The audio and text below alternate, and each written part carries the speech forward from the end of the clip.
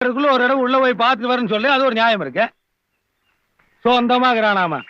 அடடே இதெல்லாம் முடியுமாடா உன்னால? முடியும்னு நினைச்சங்காட்டி தானுங்க தாமஸ் ஆல்வா எடிசன் கரண்ட் கண்டுபிடிச்சாரு, கொலம்பஸ் அமெரிக்காவை கண்டுபிடிச்சாரு, வாஸ்கோட காமாவும் இந்தியாவுக்கு வந்தாருங்க. அட முடியாதுன்னு நினைச்சிருந்தா மனசு குரங்காவே இருந்திருப்பானுங்க. இப்பங்கண்ணா முடியும்னு நினைச்சங்காட்டி தானுங்க வெள்ளைக்காரன் நிலால போய் காலை வச்சுட்டானுங்க. முடியாதுன்னு நினைச்சனால்தான் நாம நிலா சோறு விட்டுக்கிட்டே இருக்கிறோங்க.